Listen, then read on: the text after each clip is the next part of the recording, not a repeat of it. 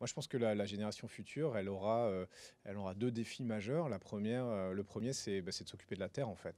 On va dans l'espace aujourd'hui pour observer la Terre, pour surveiller le climat. Sans l'espace, on ne sait pas faire ça. Donc, le premier rôle aujourd'hui qu'a l'espace, c'est de prendre soin de la Terre. Et puis, la deuxième mission, on va dire, c'est d'aller un peu plus loin, c'est de continuer l'exploration. Ça, c'est répondre à des questions un peu fondamentales, d'où on vient, où est-ce qu'on va. Mais ça aussi, il va falloir le faire parce que chaque fois qu'on fait un pas dans l'espace, on apprend énormément sur l'espace en soi, mais aussi sur nous-mêmes. Voilà. Le président Obama voulait aller sur Mars, c'est possible? Alors possible, oui, tout est possible, il suffit de s'en donner les moyens, hein.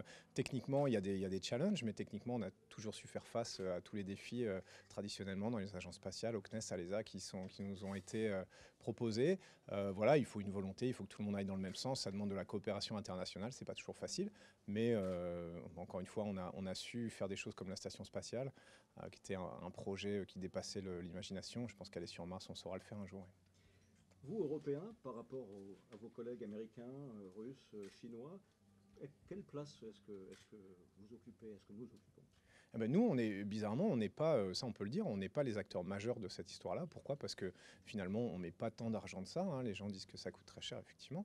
Mais on bénéficie aussi des investissements américains. Là, l'Europe a 8%, enfin 10% on va dire, de la station spatiale. Ça nous permet d'envoyer des astronautes, mais on n'a pas non plus supporté tous les coûts et c'est tant mieux pour nous.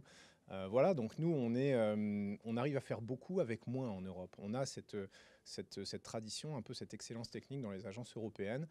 Parce qu'on a la formation, parce qu'on a le tissu industriel, parce qu'on a les agences, parce qu'on a les laboratoires. Avec moins, on arrive à faire presque autant.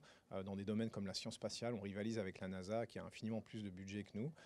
Voilà. Et dans les vols habités, c'est pareil, on a un programme scientifique ambitieux. Et nous, on se rend compte que quelque part, on est aussi un peu la glue des équipages parce qu'on a la coopération dans le sang, en fait. Nous, pour envoyer des gens, ça se passe au niveau européen. Donc, il a fallu qu'on apprenne à travailler ensemble. On apporte ça à des projets à une échelle encore plus grande au niveau international entre, vous le disiez, les Russes, les Chinois, les Américains.